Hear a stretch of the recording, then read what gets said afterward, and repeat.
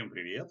Сегодня в этом видео вы увидите типичные ошибки, которые допускают многие люди, когда проходят академию.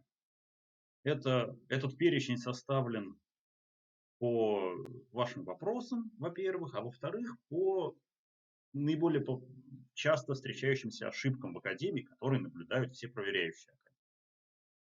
Лекция уже доступна на нашем сайте. Это второй семестр, лекция 9. Ошибки в академии. Так, погнали.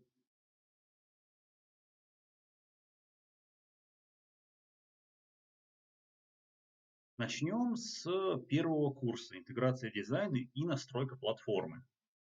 В первом уроке вас просят обновить Bittrex до последней версии. И так как для вас система новая, ничего удивительного, что вы не сразу разбираетесь, обновлена она уже или не обновлена. Как правило, после академии люди ожидают, что там появится кнопочка «обновить» или «не обновить». Если вы не видите кнопку «обновить», наверное, все актуальненько. Но это не так. Если вы только-только установили свой Bittrex, как правило, у вас в принципе не будет пункта обновления, потому что у вас не принято лицензионное соглашение. И выглядит это вот так. Перед использованием системы обновлений вы должны принять новое лицензионное соглашение. Или что-то вот в таком духе. Этот скриншот сделан давно, несколько лет назад, но в этом месте Bittrex вроде ничего существенного не поменял. Так что если вы не видите кнопку «Обновить», это не значит, что у вас все хорошо. Все хорошо выглядит вот так. Когда рекомендованных обновлений нет, а опциональные обновления, ну на то они и опциональные. Обычно туда только языковые файлы приходят. Если у вас не 100-500 языков на сайте, то не надо обновляться. Ошибка во втором уроке. Какие ошибки бывают? Пожалуйста, читайте внимательнее, что от вас требуется по заданию. Там в тексте прямо написано папка и файл, разделы и страницы, и не нужно это путать. Если вас просят создать раздел, создавайте раздел. Если просят создать страницу, значит создавайте страницу, то есть файл. Вроде ерунда, но это показывает, насколько вы внимательно читаете задание.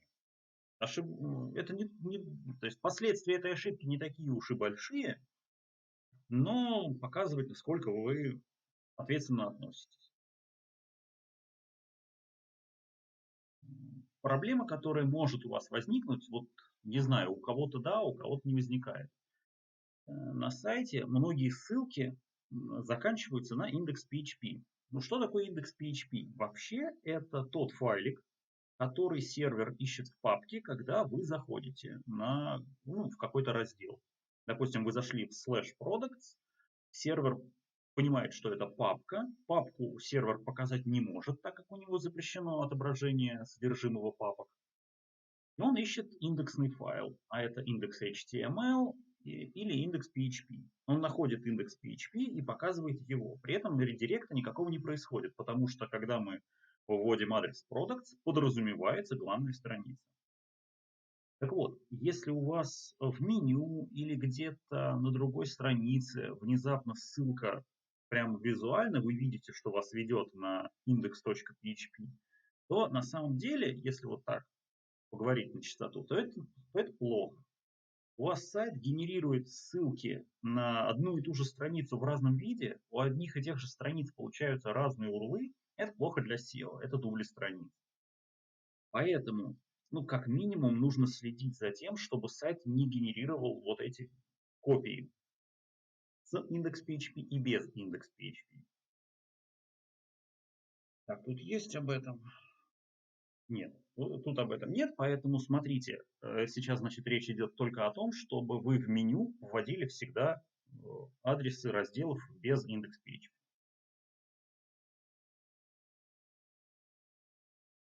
Угу. Продолжаем.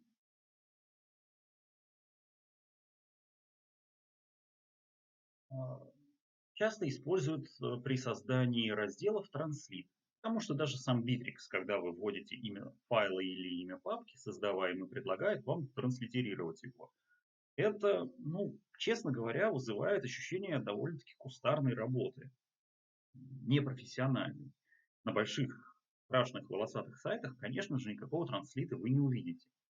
Старайтесь использовать грамотную английскую речь. От вас тут не требуется владение художественной речью или какой-нибудь совсем уж разговорной. Для названия новостей, допустим, раздела, вполне себе все вы знаете слово news. Это логов, каталог. Еще, вот, если у вас проблемы с этим, конечно же, используйте Google переводчик. Он вполне себе справляется с такими простыми задачами. Вы же не требуете от него пословицы переводить с сохранением смысла. Вы просто хотите узнать, как будет по-английски слово акция. Ну вот, кстати говоря, насчет акций. Это довольно многозначное слово. И когда вам Google переводчик предлагает слово shares, он подразумевает такие акции, финансовые акции. Поэтому для раздела акции используйте слово промо. Ну, вот, вполне себе отражает цель создания этого раздела. Промо-акции. В речи используется. Также во втором уроке описывается проблема, а знаете, мне кажется, вот этот комментарий тут все-таки из третьего урока. Файлик loading.gif. Да? Да. Этот косячок в презентации после записи видео я исправлю. Так что мы переходим к третьему уроку, который называется интеграция HTML шаблона. Это первый серьезный урок. Первые два могут у вас вызвать ощущение, сейчас все быстро сделаем за один вечер. А вот третий показывает, что не успеете вы все за один вечер всю академию пройти. Интересная статистика, кстати говоря, чтобы пройти первый курс академии, вот прям сидеть, делать, ни на что не отвлекаться, должно уйти в среднем не меньше 40 часов. 40 часов это прям вот очень-очень-очень хороший результат. 30 это вообще-то недостижимо. Если все делать хорошо, то нормальный результат 40 часов. Так вот, этот самый третий урок интеграции HTML шаблона. Здесь у нас мы применяем верстку, которую нам предоставили наши покровители из компании 1С Bittrex. И должны эту верстку всю применить или натянуть еще, как говорят, натянуть верстку на сайт, на тиражный сайт Bittrex. При этом у нас будут возникать определенные проблемы. И, как правило, на них никто не обращает внимания, кроме проверяющих, конечно. Первая проблема – это на главной странице у слайдера, пока он не отображается пользователю, есть крутилка, иконка загрузки. Такие вещи обычно делаются как маленькая гифка, гиф изображение, потому что у него есть анимация. Оно видно до тех пор, пока не заведется там JavaScript, который этот весь слайдер, собственно говоря, и создаст. Проблема с этим loading GIF, как правило, в том, что файлик лежит не совсем в том месте, которое ожидается по верстке. Но это обычное дело. Когда вы применяете верстку, вам приходится править пути до CSS файлов, до JS файлов, до картинок. Вот здесь в том числе такая же проблема точно есть. Поэтому там в комментариях какое-то решение описано. Хотя бы прочитайте, проверьте, что это такое, как с этим бороться. Также очень важно, не забывайте подключать ланговые файлы. В хедере, как правило, его никто не забывает подключать, потому что хедер это первый файл, его даже в визуальном режиме видно не во всех примерах. Первая строчка файла, там подключение ланговых файлов. А вот в футере, как правило, почему-то забывают. Не забывайте. Что тут можно сказать? Не проглядите, что там есть задание в настройках главного модуля сайта включить объединение сжатия JS и CSS файлов. Это очень полезная галочка. Она практически ничего не даст вам сейчас, но на больших серьезных сайтах она может существенно влиять на время загрузки страницы. Потому что если у вас JS и CSS не объединены, то у вас подключаются они все порознь. А на большом серьезном сайте, как правило, JavaScript много, десяток файликов. Соответственно, прежде чем начать отображение страницы, браузер должен будет скачать каждый из этих файлов, обработать, выполнить. Если файл будет один, вот как раз за это отвечает объединение сжатия, то это произойдет существенно быстрее. Загрузить один большой файл по времени быстрее, чем загрузить и обработать много маленьких. Также в третьем уроке вас могут ввести в заблуждение, сказав H1. Дело в том, что верстка, которую вам предоставили, она немного такая ненормальная. H1 обычно это основной текст, который на каждой странице разный, он предваряет уже основной контент. Идет шапка, H1, контент, подвал. Так вот здесь, насколько я помню, H1 используется для вывода логотипа, названия сайта. Он в шапке есть. Вот этот H1 не трогайте. Когда вам говорят, что нужно там, H1 как-то оформить, что-то туда подставить, вы должны это сделать для тега P параграф, который лежит в диве, а у этого дива класс main title. Ну, как ни странно, об этом спрашивают единицы, все понимают, что, наверное, это не идеальная верстка. Но давайте вот сейчас я это вслух проговариваю. Да, там косяк в названии, в задании. Они не совсем при составлении этого задания представляли, что там. Вот, и возвращаясь к loading GIF. В комментариях, конечно, есть два варианта, как эту проблему исправить.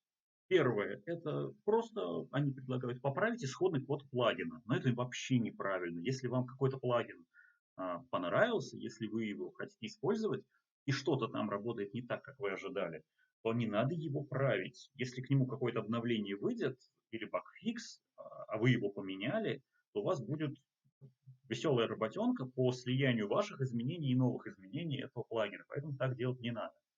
Второй вариант, он чуть менее криминальный, подстроиться под то, где плагин ожидает увидеть loading GIF, создать там папку. Допустим, он требует, чтобы картинка была в корне в папке img. /img /loading GIF.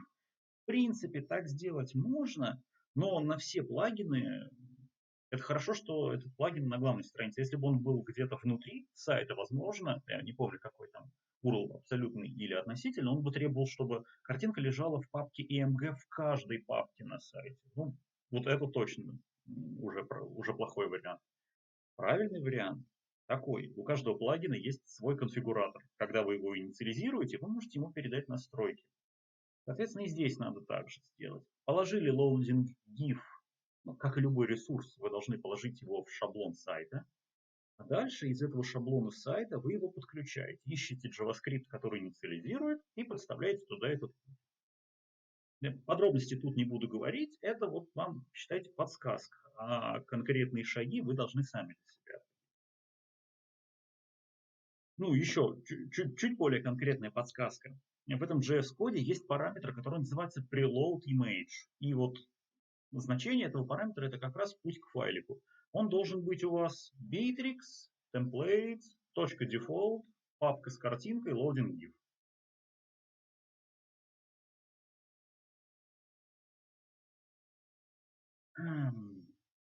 Тот же третий урок, много тут замечаний бывает. Видеоурок немного вводит в заблуждение, как правило, потому что курсанты, так сказать, этой академии смотрят, вы смотрите, как это делается в видео, и повторяете вот символ за символом. Между тем, это видео записывалось не с первого раза. Некоторые видеоролики писались в разное время разными людьми. Там чуть-чуть по-разному выглядит Bittrex. Еще одна проблема, что видео записано довольно давно. Так что не всегда надо повторять ровно то, что вы увидели. Надо читать документацию. Документация поддерживается в более или менее актуальном состоянии. Знаете, вот если какая-то функция задокументирована у Bittrex, то она хотя бы поддерживается в актуальном состоянии. Если ее нет, то, конечно, нет. И вот конкретно какая проблема бывает с этим видео. Там прям показано, что подключение CSS файлов и JS, стилей и скриптов производится напрямую через версточные теги link и скрипт. Это часто аргументом бывает, что я же видел, как в видео это делается. Но, между прочим, в задании прям сказано, что подключать скрипты и стили нужно через API Bittrex. Это функции, вернее методы application add_head_script и set_additional_css. А если вы потратите 2 минуты и найдете современные аналоги этих двух функций, то вообще вам цены не будет. Ничего сложного, просто по-другому будут называться методы. Поищите. Прям будьте молодцы, если поищете. В разделе «Каталог» вас ждет сюрприз. Вот один человек мне уже жаловался на это. Так что я ему в какой-то степени отвечаю, а всех остальных предупреждаю. Когда вы примените верстку к вашему сайту, будете довольны ходить по всем разделам, партнерам, услуги, главное, отзывы. Все будет хорошо, условно, допустим. Допустим, вы все применили, все хорошо. Но когда вы зайдете в каталог, у вас прям расползется сайт. Отступы какие-то появятся. То есть контент будет весь тот же, но просто он визуально как-то разваливаться начнет. В чем причина? Дело в том, что в каталоге у вас стоит компонент Bittrex каталог комплексный. И у этого комплексного каталога есть дефолтный шаблон Bootstrap. Вот с этим что можно сделать? Варианта два.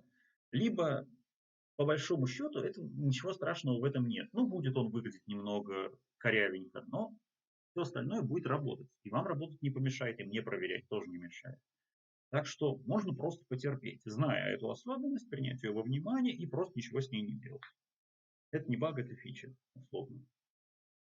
Второй вариант – это попытаться избавиться от бутстрапа, либо переключить шаблон на какой-нибудь другой, не бутстраповский, а точка дефолт. Но, по-моему, там даже в дефолте уже бутстрап подключается, так что может и не поможет.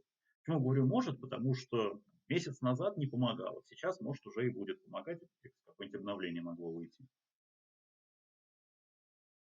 Самый серьезный вариант, требующий от вас хорошего погружения в вот это все битриксовое, кастомизировать шаблон. То есть вы копируете себе шаблон комплексного компонента Bittrex каталог, и там в каждом файлике страница шаблона section PHP, sections PHP, элемент PHP, найти строчку, которая подключает этот самый Bootstrap. Строчка на слайде приведена, и удалить ее. Ничего не сломается на сайте, просто перестанут конфликтовать стили, которые были у вас, со стилями, которые подключает Bootstrap. Ну, и вот сейчас, прямо во время видео, мне пришла мысль, что можно попробовать пойти и просто затереть этот файл, удалить у него весь контент. Он лежит, видно где, Bittrex CSS Main Bootstrap. Такой вариант прям костыльный, но если первый вариант вам не нравится, а второй слишком сложный, ну попробуйте. Неизвестно, где еще подключается этот Bootstrap, поэтому неизвестно, что вы сломаете. Но в рамках академии, наверное, можно попробовать. Четвертый урок. Здесь вам впервые нужно переодевать компоненты, и как только эта задача перед вами ставится, вы иногда делаете следующую ошибку. Вы смотрите на стандартный компонент, на стандартный шаблон Bittrex, например. Это у нас шаблон под названием вертикальное многоуровневое меню для компонента меню. Вы смотрите, сколько тут файлов, когда кастомизируете, думаете, ой, тут много чего, все сложно, я лучше ничего трогать не буду. И оставляете все эти файлы, хотя проку после кастомизации от них уже никакого нет. Это признак того, что вы не разобрались, как работает Bittrex. Как правильно поступать? Правильно прям знать, за что отвечает каждый файл, и знать, нужен он или нет. Это не является одной из страшных ошибок программирования оставить лишний файл. Даже потому что по определению этот файл не используется, значит в него система не будет заходить и не будет никак лишнюю нагрузку создавать, казалось бы. Тут проблема скорее с поддержкой этого кода. Сейчас в рамках академии, допустим, вы сами в контексте, хотя я уверен, что вы же не постоянно делаете академию. Не бывает такого, что все, эта неделя у меня под Bittrex. Нет такого. Вы поделали лабораторную, все, 2 недели можно не делать. Снова лабораторный поделали. Так вот, вы через 2 недели, когда вернетесь к коду, уже можете и позабыть какие-то нюансы, которые были у вас в голове, когда вы делали лабораторную работу. Чего уж говорить, если ваш код попадет к какому-то другому человеку. Если вы до конца не представляете, за что отвечает файл, то тот другой, следующий разработчик, уж тем более не сможет понять, если только он не будет чрезвычайно решительным и не скажет, давайте все вытирать, что нам точно не нужно. Поэтому в рамках этого урока смотрите, какая тема. Нам нужно удалить лишние файлы. Это ланговые файлы, с оговорочкой. Как правило, вы не используете ланговые переменные, если в академии об этом не сказано напрямую. Там сказано буквально 3 строчки перевести в 3 местах, и все. Время работы, контактная информация, название компании и название меню в подвале. 4 вещи получается. В остальном вы зашиваете все названия прямо в шаблон. Если вы так делаете, то ланговые файлы вам не нужны. Там остаются ланговые переменные, которые были в старом компоненте, в старом шаблоне, а вы их выкинули. Все, не нужно это вам больше.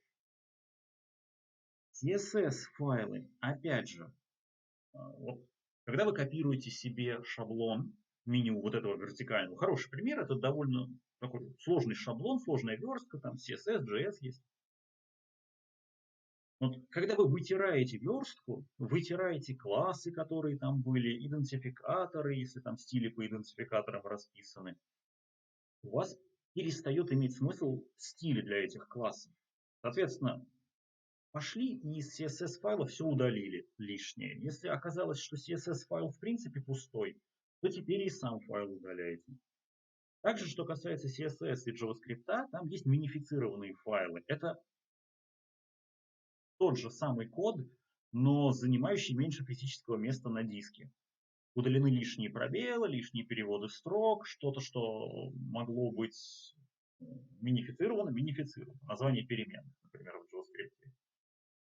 Bittrex не умеет минифицировать по умолчанию. Считается, что вы, как разработчик, когда написали свои стили, пошли каким-то инструментом воспользовались, сделали минифицированную версию, подключили ее. Вы так, конечно же, не делаете, а значит минифицированную копию тоже удаляете. Итого, вы удаляете ненужный CSS, скорее всего, при этом удалится и весь CSS-файл, и минифицированный. Та же история с JavaScript. Если вы вот откроете JavaScript файл, который остался в шаблоне, посмотрите, он будет работать для вашей верстки. Скорее всего, нет, значит, надо удалить и его, и минифицированную версию. Кстати, с ланговыми файлами тоже. Если вы удалили все неиспользуемые строки, файл оказался пустым, удаляйте файл. Если папка оказалась пустой, удаляйте папку. Если у вас не будет английской версии для этого компонента, удаляйте папку с английской версией тоже. Файлы изображений, как правило, изображения нужны для верстки, а вы CSS-файлы уже удалили, удаляйте изображение. Дальше, файлы описания .description. Нужно очень, чтобы много звезд на небе сошлось, чтобы этот .description реально подключился. Как правило, он не используется. Вот и не используйте. Удалите его и не переживайте. Файлы .parameters в шаблонах, как правило, для чего нужны? У вас есть некий нестандартный шаблон, который позволяет что-то настроить нестандартное. Поэтому он свои параметры добавляет туда. Если вы прям затерли весь исходный код, то у вас и параметры неиспользуемые. У вас будут в Эрмитаже галочки, которые ни на что не влияют. По возможности их надо скрывать. Поэтому удаляйте лишние неиспользуемые параметры. Если параметр стал пустым, удаляйте его. Посмотрим снова на наш старый оригинальный вид шаблона. Вот у нас папка Images, точно неиспользуемая lang, точно неиспользуемая description, скрипты. Тут даже еще есть map.js, это для тоже минификатор создает. Style.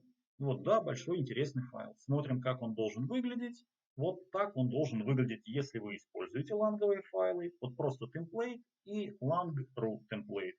А если вы не используете ланговые переменные, то вообще один файлик. Ну, сравните, да, вот, пожалуйста, вот эти десяток, дюжина файлов, и вот здесь один или два. Что касается ланговых переменных, кстати говоря, это хорошая практика, если вы будете их использовать в принципе всегда. Неважно, будет ли у вашего сайта английская, французская, немецкая, китайская версия. Но если вы всю кириллицу вынесли в отдельный файлик, то, во-первых, этим удобно будет управлять. И в админке есть такой инструмент управления переводами, управления текстами. Заказчик сможет сам отредактировать текст в кнопочке, не привлекая вас, не мучая вас. Ну, а во-вторых, вы как программист должны понимать опасность кириллицы. Вот пробелы в названиях и, там, например, файлов и кириллица всегда должны вызывать у вас немножечко суеверный страх. Поэтому если все кириллические строки будут у вас в отдельном файлике, то опять же, вы как программист должны себя почувствовать поспокойнее. Если кодировка слетит, в одном файлике ее поправили, все хорошо стало. Урок 4.2 по компонентам. Здесь довольно сложно объясняемая ошибка, поэтому давайте я ее покажу. У вас в шапке есть форма входа. Как я говорю, как правило. И есть такая популярная ошибка. Это форма в шапке, форма входа. Запомнили, да? Это форма входа. Она выводит ошибки других компонентов, которые есть на странице. Допустим, мы заходим на страницу запрос пароля, говорим, вышли мне, я забыл пароль на логин или на email такой-то. Пункт 1 на этой картинке, как раз мы ввели логин. Пункт 2, мы нажали кнопку выслать. И смотрите, пункт 3, у нас ошибка и на самой странице, там, где мы действительно вводили этот логин, и в шапке почему-то вылезла. Причина, если знать недра Bittrex, простая. Дело в том, что для вот таких ошибок Bittrex использует одну и ту же переменную.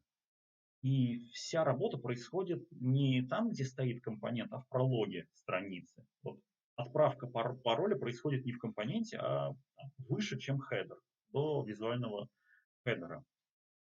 И результат этой отправки сохраняется в переменную, и потом эта переменная выводится вот в этих компонентах авторизационных. Это авторизация, запрос пароля и смена пароля. Все три используют одну переменную. Bittrex не очень предназначен для того, чтобы на одной странице были сразу они все. Вот никто об этом не думал, поэтому использовали единое хранилище. Но есть способ это обойти, тем не менее. Так. Да, это можно обойти, если изучить запрос, который присылает Bittrex при разных формах. У каждой формы есть уникальный пост-параметр. Ну, посмотрите какой, не буду говорить какой. Вот вам нужно понять уникальную, так сказать, подпись формы входа, и если вы видите, что в пост-параметрах есть подпись авторизации, значит ошибку надо выводить. Если там что-то другое написано, то тогда не надо. И вот эту ошибку реально так победить. Немного заморочиться надо, знать, что такое $пост. Ну, я думаю, вы уже в первом семестре узнали достаточно. Продолжается проблема с индекс PHP. Это плохо, это дубли страниц, их надо удалять. Тут есть способ решить это в недрах Bittrex, туда, куда нельзя влезть. Это объявление константы. Дело в том, что многие ссылки Bittrex формирует с помощью API-метода. И этот API-метод имеет свой аргумент. Так как вы не можете влезть в модуль, вы не можете передать в этот метод какой-то аргумент. Но тем не менее, если аргумент в большинстве случаев в API не передается, Bittrex смотрит на значение по умолчанию.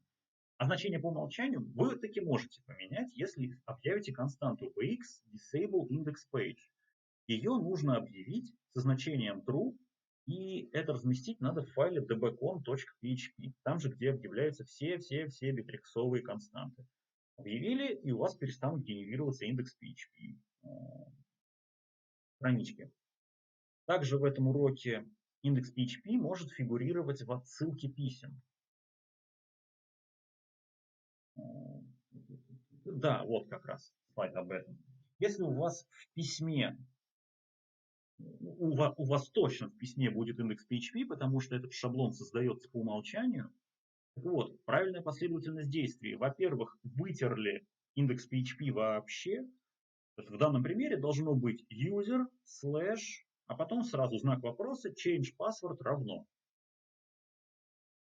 Вот, индекс PHP здесь совсем не нужен. И кто-то меня спрашивал, правильно ли править почтовые шаблоны, которые по умолчанию. Да, это правильно. Там есть предположение, какая у вас структура сайта, но она у вас может быть другая, поэтому если она у вас другая, пошли, поправили, это нормально, бояться не надо. Вывод динамической информации, 6-й урок первого курса. Что важно для всех инфоблоков, здесь и всегда.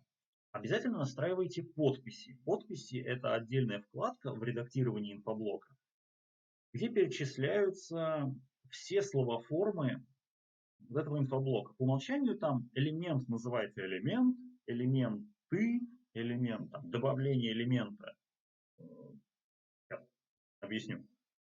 По умолчанию Bittrex вот эти элементы и разделы так и называет. Элементы, разделы. На кнопке добавления элемента будет написано добавить элемент. На кнопке удаления будет написано удалить элемент. Для разделов симметрично. Если вы ваш инфоблок назвали, допустим, города, местоположение, вот местоположение, и подразумеваете, что разделы это какие-то регионы, а элементы это какие-то конкретные уже населенные пункты, то никто вам не мешает. Это будет даже хорошо, если вы пойдете и поменяете подпись. Вместо добавить элемент вы сделаете добавить населенный пункт. Вместо удалить элемент удалить населенный пункт. Вместо добавить раздел добавить удалить раздел, удалить регион. Вы поняли? Это нужно, это ничего не меняет, кроме на самом деле названий на кнопочках, но тем не менее это помогает незнакомому человеку ориентироваться у вас на сайте. Потому что такое элемент и раздел, не все поймут. А что такое добавить населенный пункт, вот это будет понятно, ну, по крайней мере, большинству. Обязательно проверяйте настройки доступа инфоблока. По умолчанию инфоблоки закрыты для анонимных посетителей. И, как правило, это нехорошо. Потому что инфоблоки для внутреннего использования появляются крайне редко, а в академии вообще ни разу. Поэтому, в принципе, после того, как что-то доделали в анонимном режиме, заходите на сайт и проходитесь по страницам, работает, не работает.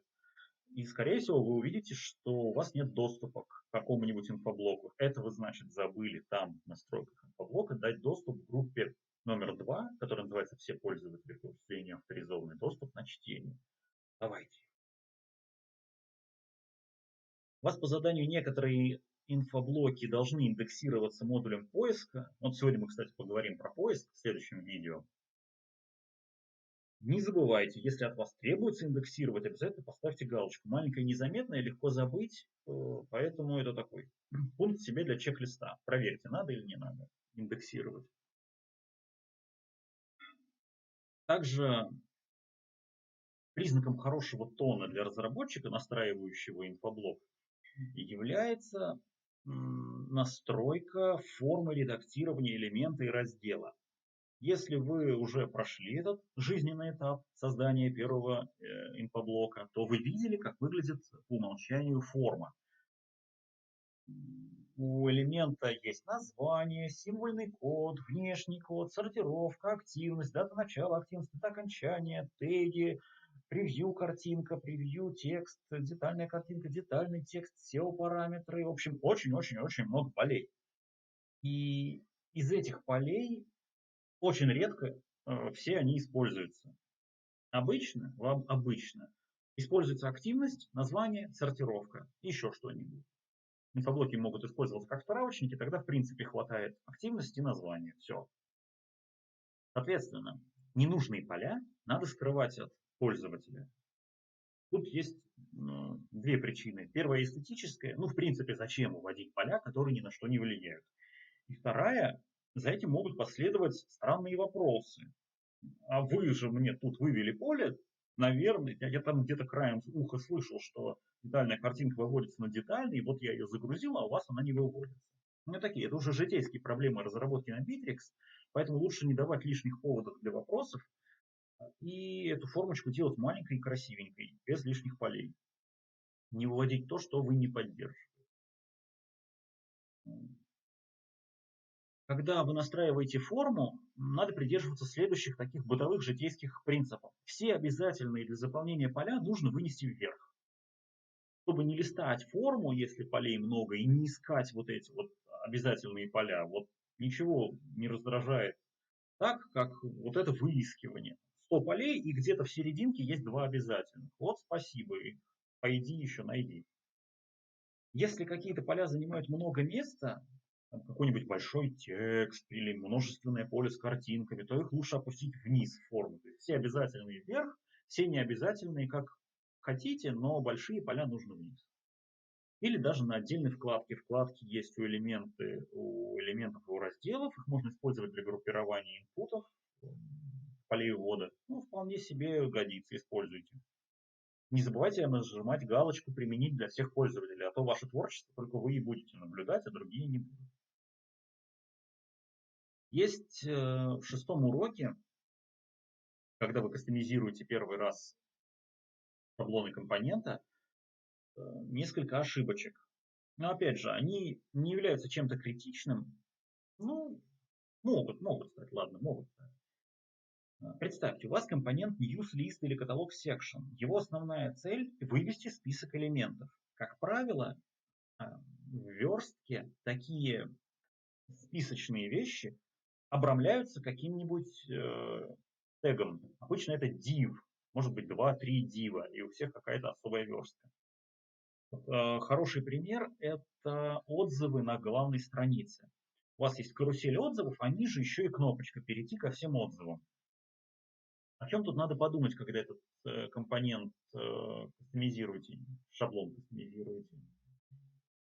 Если у вас есть хотя бы одна запись, все нормально. У вас там, как правило, for each, где вы проходитесь по result-items и выводите. Ну вот, как раз пример. For each result-items, каждый item вы как-то выводите. Перед for each обычно вы открываете div, после for each закрываете. А на главный вы после for each еще и кнопку выводите, смотреть все отзывы. Ну так, а представьте, если отзыва вообще нет ни одного. Ваш for each не вопрос, он не сработает, не выведется несуществующая информация, но тем не менее у вас будет пустой блок, где не будет ни одного отзыва и будет кнопка «Перейти, посмотреть все отзывы поподробнее». Что там интересненького есть? Списочные компоненты, вот в 99% случаев должны начинаться и заканчиваться ифом. Если хотя бы один элемент есть, то, и вот уже внутри этого самого то, и пошли выводить обрамляющий div, а внутри него for each.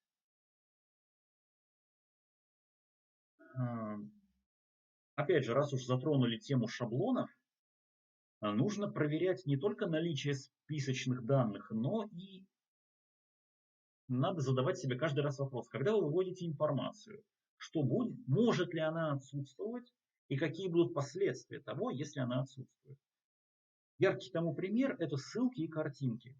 Если вы выводите ссылку, тег A с атрибутом href, и там какие-то данные должны выводиться, задайте себе вопрос, а могут ли отсутствовать данные в этом href? Могут ли отсутствовать данные для src картинки? Понятно, что если они будут отсутствовать, у вас будет невалидная верстка. Пользователь, может быть, даже ничего не увидит с отсутствующим img, но роботы увидят невалидную верстку. Нельзя так делать. Поэтому, если вам нужно вывести, ну, например, картинку, и вы не уверены, что картинка всегда есть, сначала проверьте. Проверьте переменную, в которой этот src, и только потом выводите. Вот alt может быть пустым, вообще не проблема, src не может. Есть в списочных, ну не только в списочных компонентах, инфоблоковых компонентах, два специальных узла. Они присутствуют у элементов. Это Display Properties и Fields.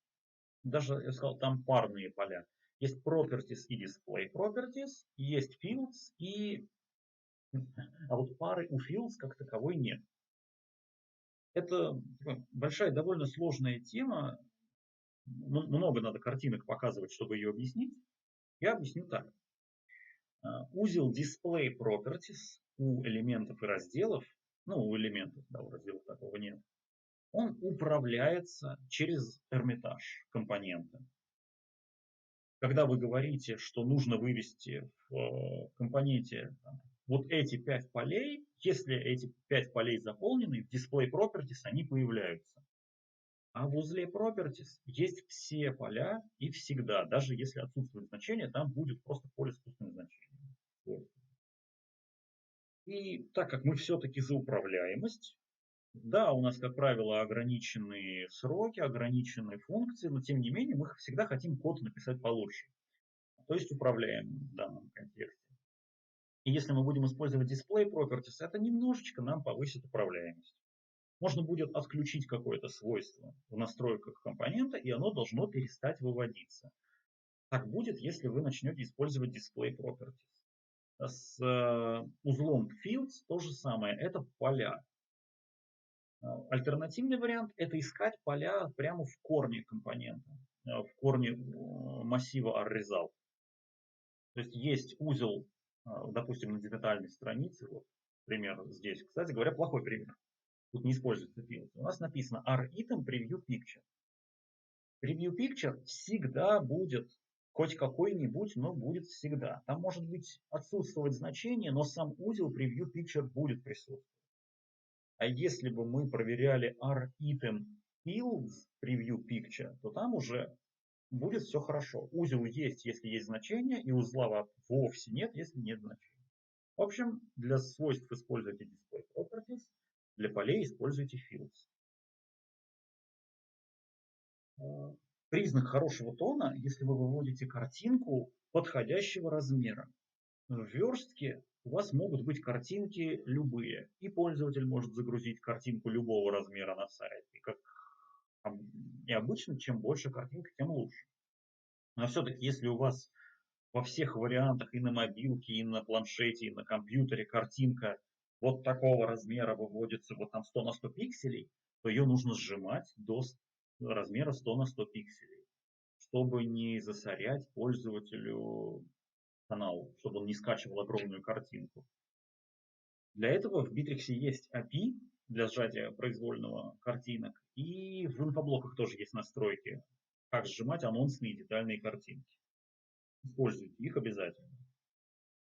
Когда ваш компонент обязан выводить ссылки на детальную страницу элемента раздела или на список или еще куда, не надо формировать эти ссылки вручную. Помните второй урок, мы взяли и переименовали какой-то раздел. Если у вас в коде зашито название раздела, а вы его вручную переименовали, то у вас ссылки начнут вести в никуда, на 404. Надо выводить ссылки, всегда используя те правила, те шаблоны, которые были в самом инфоблоке.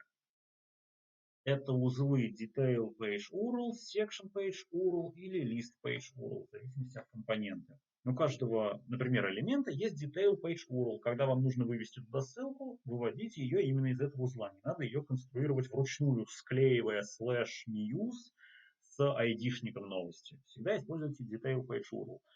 Если шаблон в инфоблоке правильно настроен, будет работать тоже правильно.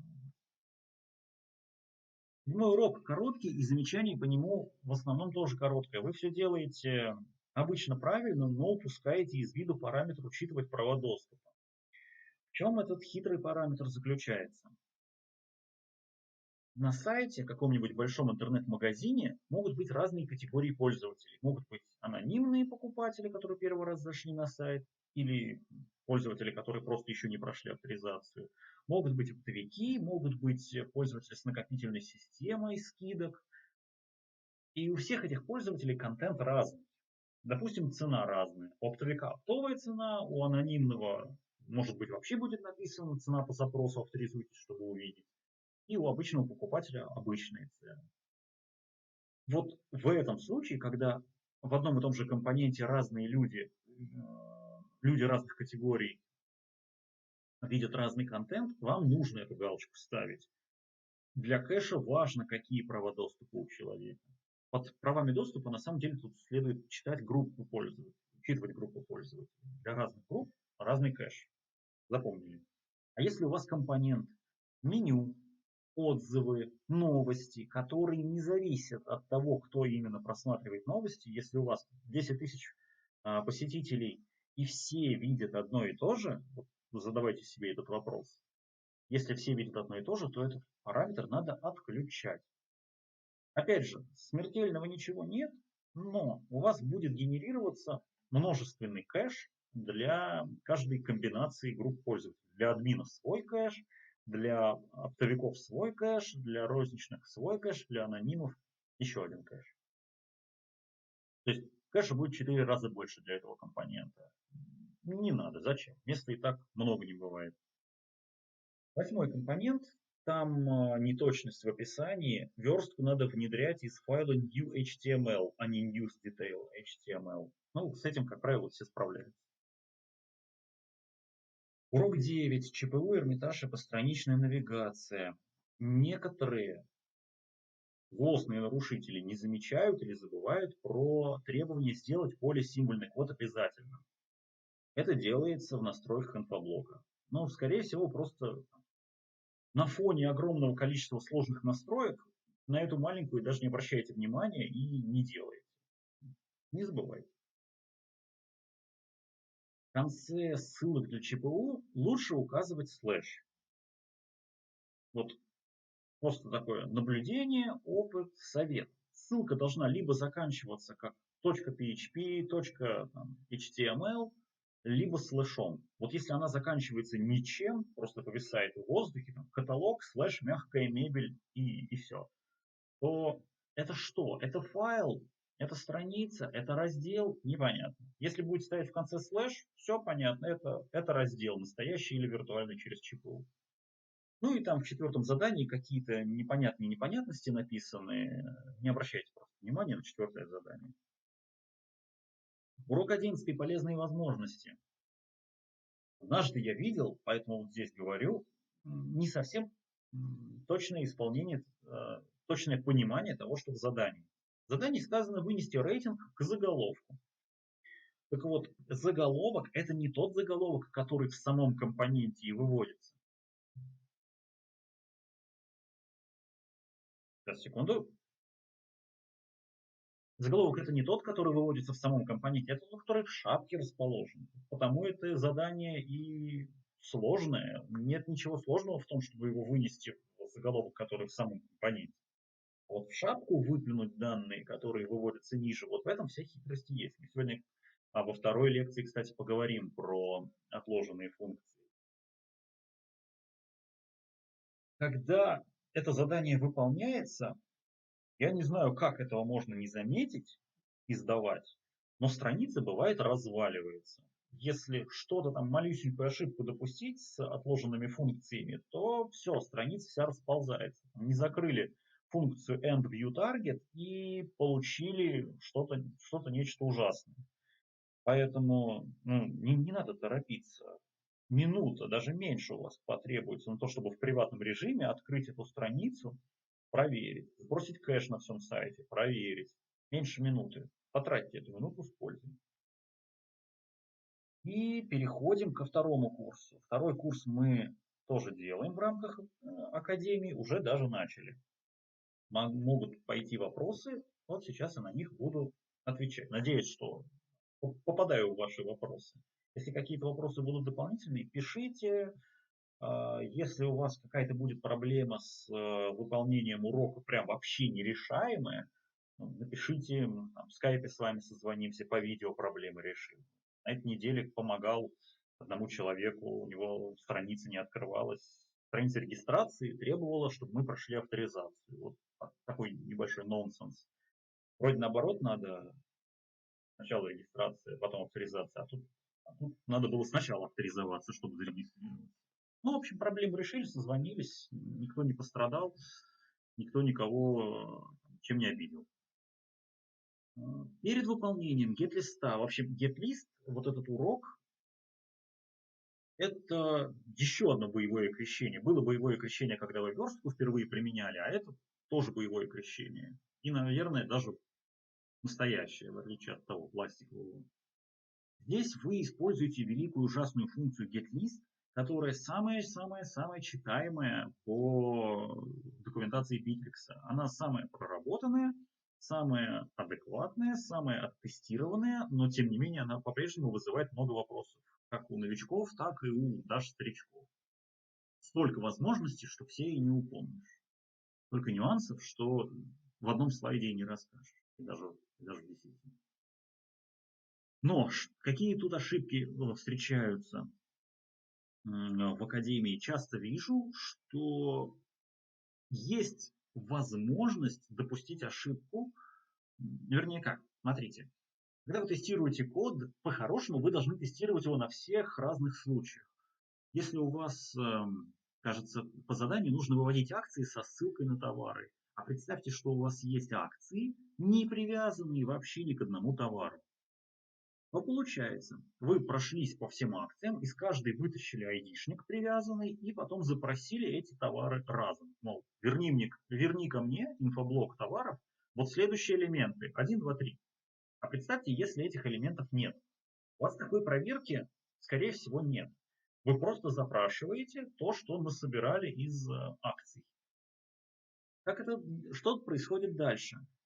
Нет тут картинки? Нет картинки. Вы говорите фильтр по айдишникам такой-то и передаете туда пустой массив. Или массив из нулей. Но массив из нулей, скорее всего, вам ничего и не вернет. А вот если вы передали туда пустой массив, у вас вернутся все элементы этого инфоблока. И хорошо, если это будет справедливо, если вы указали ID инфоблока. Если вы вообще вызвали getList просто, сказав айдишники пустой массив, у вас в принципе будут возвращаться все-все-все элементы. Поэтому прежде чем сделать getList, посмотрите на фильтр, что там может быть пустым. Если что-то может быть пустым, проверьте. Если айдишников нет, то и getList вообще не нужен. В if оберните getList и будет вам счастье. Я уже говорил об этом на одной из ранних лекций. В документации всегда вставляется npage-size 50 вот на случай как раз таких пустых фильтров. Но это вам не особо-то поможет. Вы выберите не все-все-все элементы, а 50, но тем не менее это все равно не то, что вам было надо. От пустых фильтров и мусорных выборок надо защищаться проверкой фильтра, а не вот этим npage-size 50. Убирайте этот npage-size, не должно его быть никогда ни за что. Урок второй. Технологии, агенты, все такое. Будем хорошими разработчиками, не будем писать магические числа в коде. Надеюсь, вы знаете, что такое магические числа. Для тех, кто не знает, я все равно скажу. Вот когда-то мне один из студентов сказал хорошую фразу, я вот не знаю, подглядел он ее где-то или сам придумал, что в коде не должно быть других магических чисел, кроме нуля и единицы. Ну, что-то в этом есть, согласитесь. Конечно, вопрос, можно ли разрешать 60 как константу для числа минут в часе или секунд в минуте, 24, ну, понимаете, вот эти все временные константы. Однажды я видел код, в котором объявлялась константа для радиуса Земли, для вычисления каких-то географических вещей. В принципе, это точно повышает читаемость кода. Если у вас будет где-то умножение на 6000 что-нибудь, конечно, никто не вспомнит, что это радиус Земли. А вот если там будет прямо написано радиус, то читаемость будет высокая. Ну так вот, в коде у вас, конечно, не будет в академии радиуса Земли и 24 часов в дне, но в коде у вас будут встречаться числа, айдишники инфоблоков, айдишники администраторов, айдишники сайта. И там будут не только числа. Айдишники могут быть еще и символьными. Например, у сайта это S1. Не 1, не 2, не S, а S1. Такой. И правило хорошего тона требует, чтобы вы для всего такого, для всего идентифицирующего использовали константы, именованные, которые через define определяют. Используйте их, пожалуйста, это повышает читаемость кода. Если вы будете в коде писать iBlock ID равно 5, то вы сами же через какое-то время будете сомневаться. Опять это что за инфоблок? Вот вообще не помню. А если вы объявите константу news iBlock ID 5 и будете использовать именно news iBlock ID в коде, по крайней мере, у вас не будет вопросов и у того, кто с вашим кодом знакомится, а что это такое. ID-шники всегда надо выносить. У группы администраторов он, конечно, никогда не меняется, один и у всех пользователей 2. Но тем не менее, опять же, давайте бороться за чистоту кода, будем айдишники везде использовать как констант. Есть у этого и второе применение на самом деле. Если у вас идет разработка на большом страшном боевом сервере и есть копия песочницы, то у вас инфоблоки будут иметь очень вероятно разные айдишники на песочнице и на бою. Допустим, вы создадите новости потом на песочнице, пиханули, удалили, пересоздали, у вас уже разошлись, даже если вы из одного бэкапа развернули песочницу и бой, у вас на песочнице новости будут шестым инфоблоком, а на бою пятым. И что тогда? Код менять для того, в зависимости от того, какой сервер? Нет, так не надо. Правильнее, если у нас будет некий файл с константами, и вот там можно как раз разные файлы подключать в зависимости от того, бой или не бой. На бою будет 5, на песочнице будет 6. В одном файлике поменяли, а код работает весь правильно. Ну, хорошо уже, согласитесь. Обратите, пожалуйста, внимание на то, что написано в задании про письма. Нужно отсылать их и в журнал событий делать запись, только если количество просроченных акций больше 0. Часто вижу, независимо от того, сколько там чего, даже если 0, все равно отсылаете письма, все равно делаете запись в журнал. И журнал захламляете, и почтовый ящик захламляете, а информация вообще бесполезна. Проверяйте обязательно, прежде чем куда-то в какую-то сторону рыпаться. Если больше 0, тогда пожалуйста. Обязательно обращайте внимание на то, какой адрес отправителя получился у письма. Если вы все-таки заморочились и завели себе письма, то посмотрите туда. Очень часто там прям такой трэш я нахожу. Бывает, там написано сайт производства, собака и там ваш какой-нибудь домен. Это потому, что в настройках главного модуля программист не разобрался и ввел вместо имени почему-то слово сайт производства. Вообще непонятно почему. Или мебельный магазин, или вообще слово array бывает. Эти письма как минимум выглядят некрасиво, а еще и в спам попадают. Еще и недоверие вызывает у пользователя, если в спам не попали. В общем, отправитель должен быть нормальный. Ваша почта должна быть отправителем, желательно. Или хотя бы адрес сайта. Info, собака, название сайта. Ну, пока у вас на localhost сайте такой проблемы нет, но знать про нее нужно. В этом же втором уроке есть задание что-то там посчитать. Пожалуйста, не надо делать get-list, получать из базы данных записи, а потом прям вот считать их. Не знаю, счетчик увеличивать на каждой итерации. Или складывать в массив, а потом делать count. MySQL, вообще базы данных, работают быстрее, чем PHP. Пускай перекладывайте на базу данных столько, сколько можете. Если SQL может что-то посчитать, и вам нужно только посчитать, пускай считает.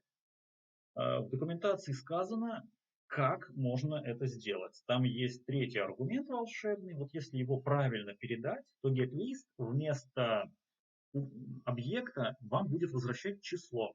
Одно единственное число. И так и надо делать.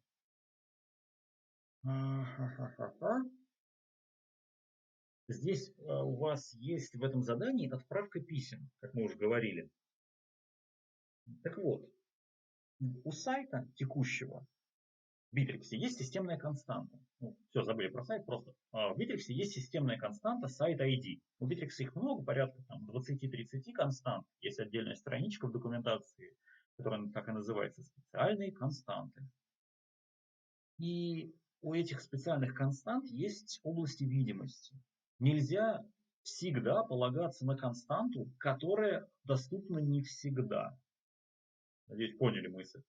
Вот сайт ID существует только в публичной части. В админке сайт ID может отсутствовать, а может быть там будет написано нечто неожиданное. Вот в публичке сайт ID это S1. А в админке он будет внезапно содержать слово ru, язык. При том, что у вас даже сайта нет с кодом ru, у вас просто есть сайт S1 и больше ничего. Нельзя полагаться в агентах на константу сайт ID. Мы об этом уже вроде как говорили в прошлый раз, но повторяюсь. Нельзя полагаться на системную константу в агенте, есть определенные ограничения. Введите свою константу, назовите ее как-нибудь очевидно, там, сайт для отправки имейлов, email сайт ID. Напишите туда S1 и используйте ее. Ваша константа всегда будет подключаться, если она в правильном месте, конечно, объявлена. Где-то в init.php, а не в, не знаю, шапке сайта. Используйте свою, системная может вас неприятно удивить. Что еще интересненького есть во втором уроке второго курса? При формировании фильтра по дате смотрите, что от вас требуется. От вас требуется вывести, сейчас дайте вспомню, само замечание, вот оно у вас перед глазами, а вот саму формулировку я сейчас не могу точно вспомнить. Ну, давайте по замечаниям пройдемся. Если вам придется фильтровать по полям dateActive to и dateActive from, то читайте в документации по этому самому get-листу, как вообще с такими полями работать. У даты есть определенные особенности. Причем, если это дата как поле, например, dateActive, то у нее один формат.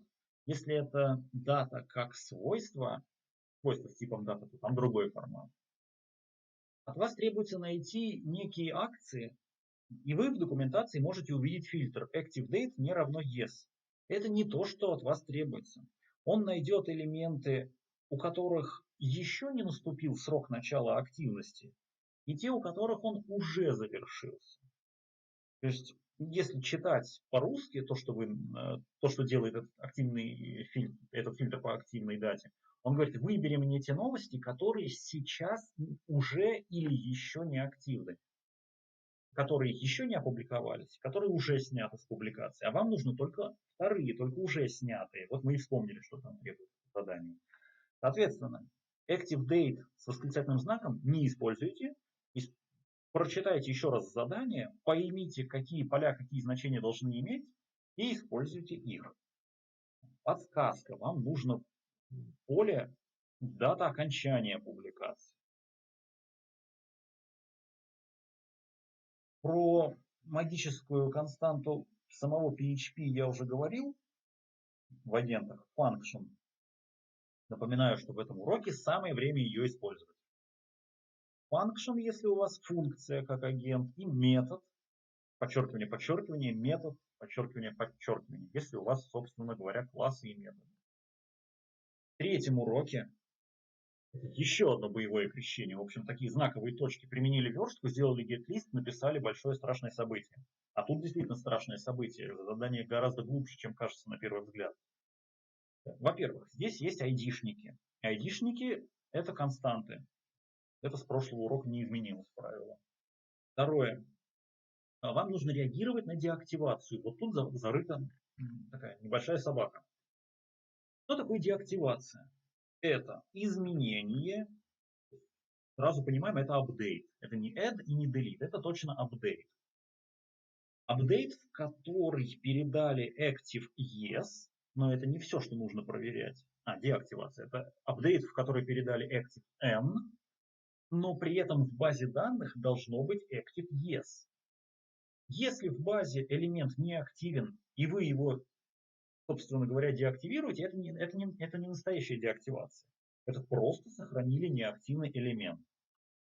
Поэтому, когда вам нужно проверить активацию или деактивацию, переименование, когда в самом слове заложено какое-то изменение, как понять, что изменение происходит? Админка Bittrex устроена вообще таким образом, что каждый раз, когда вы сохраняете элемент, передаются все поля, все свойства, которые там только есть. Причем новые значения, а старые нет, старые вам недоступны. И вот об этом мы говорили в лекции про события. Чтобы понять, что изменение какое-то происходит, вам нужно взглянуть, во-первых, на те аргументы, которые вам передали сейчас, что нужно, чтобы было в базе, и сделать запрос, посмотреть, что было в базе данных. Потом это сравнить, увидеть, где разница есть, где разницы нет, и отреагировать правильным образом. Слушайте, тут об этом нет ни слова. Давайте-ка я тоже упомяну. Вот эти обработчики элементов инфоблоков вызываются для всех инфоблоков. Нет отдельного для новостей, нет отдельного для каталога. Все инфоблоки хранят данные в одной таблице, по крайней мере по элементам основные поля, и, соответственно, обработчик одинаковый. У вас может быть инфоблок новости, в котором 10 полей, 10 элементов, и инфоблок каталог, в котором 5 миллионов товаров. Если вы будете делать обработчик на новости, он будет по умолчанию реагировать на все-все-все. Соответственно, ваша задача как можно быстрее по пришедшим в обработчик данным понять, что это не то, что вам нужно. Проверить iBlock ID. Он есть всегда. Вот прям первым делом, первая строчка в любом обработчике должна быть if rfields iBlock ID нужный нам, погнали. Если нет, все, закончили, ничего не трогаем. Поэтому первым делом проверяем, что инфоблок правильный, и только потом проверяем активность, неактивность, тем более делаем запросы к базе данных. Запрос в принципе нужно сделать как можно позже, когда мы все проверили и поняли, что действительно это наш клиент. Не надо сначала лезть в базу данных, а потом смотреть, какое поле нам передали. Это запрос, это время. Если вам передали active равно yes, но это точно уже не деактивации, не надо выбирать из базы. Сначала iBlock ID, потом active равно n, и только потом полезли в базу, получили текущее значение. Еще прикольчик с событиями. Вот этот самый массив rfields в обработчике onBefore, iBlock, element, update, ну и add тоже, данные могут прийти немного в разном виде. Как я уже говорил в прошлой лекции, у нас в публичке может быть свой формат, через API может быть свой формат, да даже в админке у нас есть просто редактирование, большое редактирование элемента, а может быть просто кнопочка активация и деактивация. А еще есть импорт. В общем, куча разных форматов, и нужно быть к этому всегда готовым. Всегда будут узлы ID и iBlock ID. Вот это прям всегда. Но остальные поля, прежде чем в них залезать, надо проверять, что они существуют. Как проверить, что существует узел в массиве? Для этого не годится простой if. Для этого есть функция arrayKeyExists. Это PHP-шная функция. Прежде чем куда-то полезть, проверьте, что это поле есть, потому что его может иногда и не быть. Вот если к вам придет, тоже задание проверить деактивацию, если к вам active не пришел вообще, что это значит? Это значит, что, допустим, через API кто-то обновляет новость. И это точно не деактивация. Потому что active в принципе вам не передали, значит он не должен меняться. Тогда и не проверяйте. Точно не деактивация, можно отдохнуть. И в задании номер 3 нужно использовать два обработчика. При добавлении пользователя в особую группу нужно всем участникам отправить email. Вот. Задание, оно и звучит из 3 частей. При добавлении в группу, это первая часть, то есть надо отследить добавление. И второе, отправить email. Как я вам говорил, обработчики onBefore нужны для того, чтобы отследить событие, что оно вот-вот сейчас произойдет. А onAfter это для реакции. Соответственно, нельзя отправлять email в событие onBefore, потому что, во-первых, событие может не сработать. Но, честно говоря, это единственная причина. Событие может не сработать, а вы уже как-то на него прореагировали. Но в то же время в onAuto вы уже не узнаете, какая группа у пользователя была раньше. Поэтому вам нужно подружить эти два обработчика, чтобы они работали сообща. onBefore выясняет, а какие были раньше группы, а onAfter уже смотрит, ага, если я не был в этой группе раньше, а теперь я там есть, то меня добавили, и значит надо отправлять имейл. Вот это сотрудничество между обработчиками, вот это на самом деле одна из сложнейших вещей в Bittrex. Тем более, что вам, людям без большого опыта, уже с такой сложной вещью надо взаимодействовать. Первый блин всегда комом. Я понимаю, когда в этом уроке допускаются ошибки, но вот после этого видео хочется верить, что сразу будет правильно. Если будут вопросы, а как это сделать, как между событиями, как между обработчиками данные передавать, пишите, я расскажу, мне не сложно. Соберем скайп, прям лично вам расскажу. Здесь, опять же, в этом уроке еще один возможный прикол. Если вы при создании сайта выбрали тип таблиц InnoDB, причем он там даже InnoDB не называется, насколько я помню. Там есть InnoDB и MySM, и какой-то называется по умолчанию. Не помню, какой он сейчас предлагает по умолчанию. Вот если вы выбрали InnoDB, у вас будет сюрприз. Вы не сможете деактивировать элемент вместо удаления во втором задании, как требуется. Если вы вот видите, что код написан правильно, но не происходит, знаете, у вас там транзакция. Bittrex начинает транзакцию при удалении, и когда вы говорите «отбой», он ее все откатывает. Соответственно, все, что вы сделали в обработчике, тоже откатывается. Решение проблемы есть. Вот ссылочка в этом слайде есть. Переходите, смотрите. Должно помочь. Урок 5.1. Создание собственных компонентов. Есть маленькая проблема в самом задании. Там строчка вертикально отображается. Ну прочитайте. Да, это файл битый, это не с вами что-то не так. И я иногда вижу, что верстку делают прям совсем свою, она есть, надо использовать ее, не надо ничего выдумывать. Vacancy.html файлик есть, он в материалах третьего урока первого курса есть, пожалуйста, берите оттуда. Обратите внимание, по требованию нужно, чтобы верстка вела себя немного не так, как приложенные. Нужно, чтобы список вакансий по умолчанию был скрыт, появлялся по клику на название раздела. А повторный клик на название раздела будет уже его закрывать. Этот JavaScript нужно вам самим написать. Но это вроде не сложно. Опять же, многие справляются. Уж если кто-то заметил это требование и не забыл про него, то он его сделал. В пятом задании там есть ошибка. Ничего страшного. Вот правильная формулировка у нас здесь.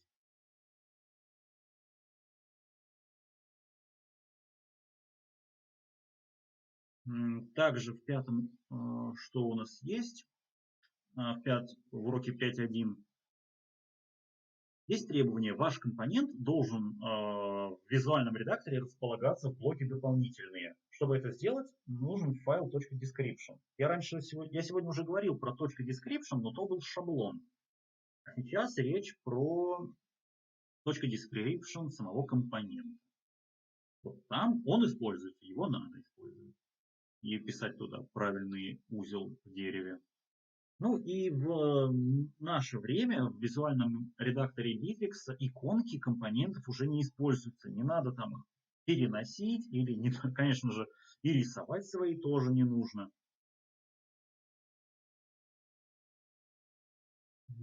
Еще одно требование, которое можно проглядеть на фоне всех остальных.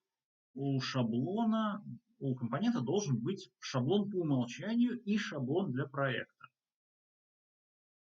То есть все-таки их должно быть два, но пускай они даже будут одинаковые.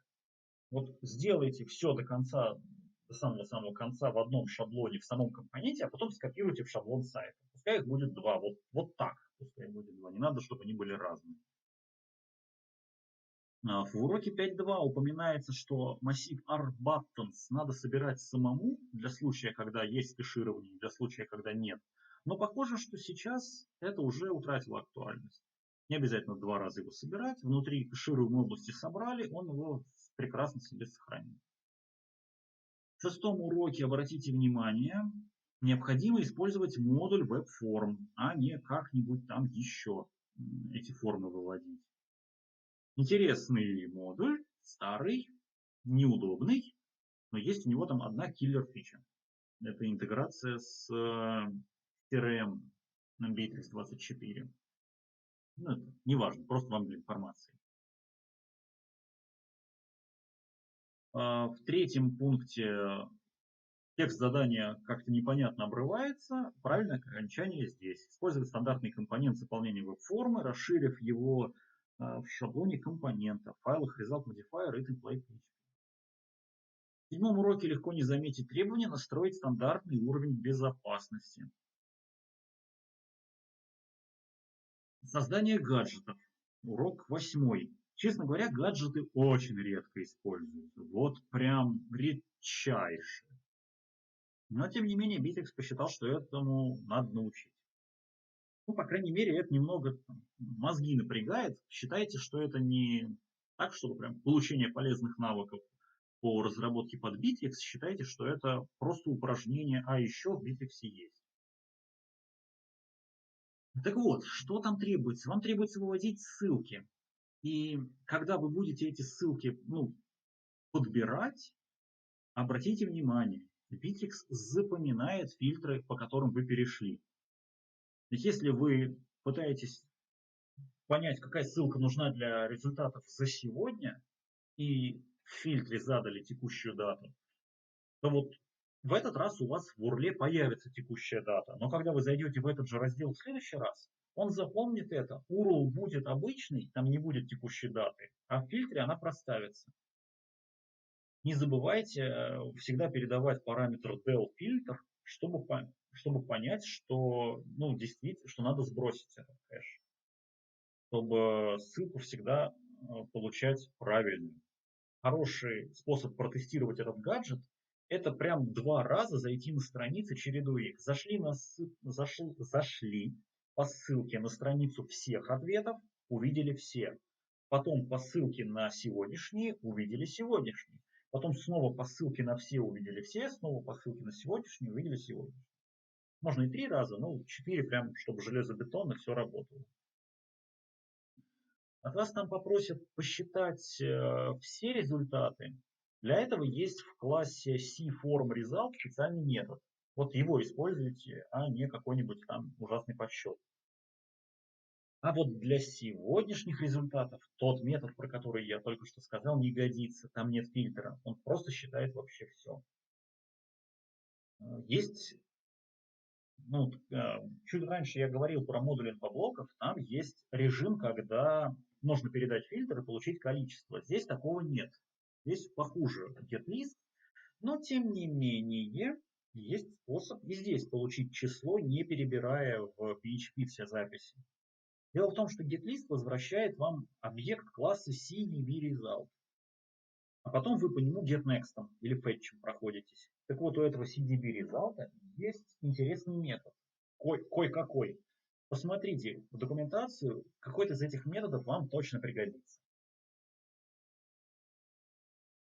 И еще одна интересная тема, что делать, если у вас закончился демо-период. Или, как у одного из студентов, вы поставили неправильную версию Bittrex, 24-й, если быть конкретным, вместо обычного буса.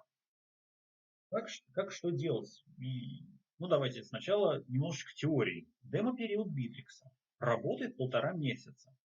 1 месяц у вас сайт как будто бы настоящий, никакой разницы нет, только в админке предупреждение с обратным отсчетом.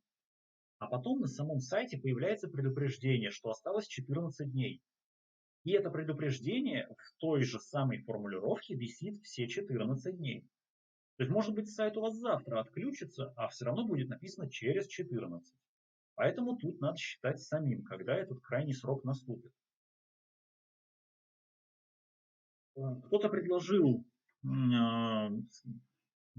общался на этой неделе с одним из вас, мне предложили, а почему бы не снять бэкап? Бэкап снимать бесполезно, потому что дата создания сайта зашита в файлах и базе данных. Соответственно, вы, развернув новый бэкап, просто продолжите то же самое. У вас и бэкап тоже закончится в тот день, когда должен был закончиться оригинальный сайт. Не поможет. А что поможет? К сожалению, только полная переустановка из таких официальных методов. Идете в экспорт инфоблоков, экспортируете как XML, весь результат этого экспорта сохраняете. Это один файлик XML большой и папка с файлами, которые были в этом элементе. Ну и, конечно же, код, который вы написали. Шаблон сайта, имеется в виду, шаблоны компонентов, публичные страницы все себе обязательно скачайте. Потом вы это восстановите. Чтобы иметь возможность, вспомните, как вы создавали Bittrex. Если у вас был Bittrex VM, то вы ничего конкретно даже не делали. Вы создали Bittrex VM, и у вас был сразу диалог создания Bittrex. Но вообще в таком большом мире есть специальный скрипт Bittrex setup.php. Просто в виртуальную машину он уже зашит. Вы этот файлик закидываете на сайт, заходите на него в браузере, прям адрес сайта, IP-шник ваш, /bittrex setup.php. И там продолжаете установку. Так вот, этот скрипт не запустится, пока он видит, что Bittrex есть. Как он это видит? Он проверяет на существование папки Bittrex и Upload. Соответственно, чтобы на этот же самый сервер ваш поставить новый сайт, нужно удалить эти папки Bittrex и Upload. Но ради бога не делайте это через там FTP подключение. Именно если у вас файл Zilla в режиме FTP или даже SFTP, нет, это очень долго, это часы, может быть даже дни займет, в зависимости от производительности компьютера. Удалять нужно через SSH исключительно или прямое подключение через виртуальную машину. Вот подключились вы, запустили виртуальную машину, там у вас есть возможность работать с файлами, вот ей пользуйтесь. Не надо через файл Zilla, долго будет. Можно, но долго. После того, как расчистили Bittrex и Upload, про базу данных говорил, про базу данных не сказал. А это тоже важно. Надо саму базу не трогая удалить все таблицы. Еще раз, таблицы все надо удалить. B-user, B-блок элемент. А вот саму таблицу, а вот саму базу данных оставьте. Еще важный нюанс. Так, тут опечатка в слове Bittrex. Замечательно.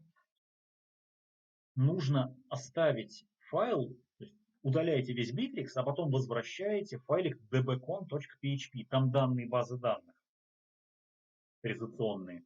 Если их удалить, Bittrex будет очень проблематично поставить. Поэтому dbconчик себе тоже сохранили, удалили Bittrex и отгрузили dbcon обратно, где был. После того, как базу данных почистили, Bittrex почистили, Upload почистили, закидывайте на сайт вот этот Bittrex Setup, он на официальном сайте Bittrex есть, и устанавливайте. Как только установили, импортируйте все инфоблоки, отгружайте все изменения по файлам, настраивайте правила для отображения, те вещи в админке, которые были в базе, которые вы никак не мигрировали. Правила подключения шаблонов, настройки главного модуля, все это нужно воссоздать. Так вот устроен Bittrex, что по-хорошему он не дружелюбен к тем, кто пользуется демо-версией и хочет ей продолжать пользоваться. Это видео закончилось, и у нас еще будет вторая часть лекции, посвящена уже не таким практическим вещам, а немножечко теории о других возможностях Bittrex, таких как поиск и отложенные функции.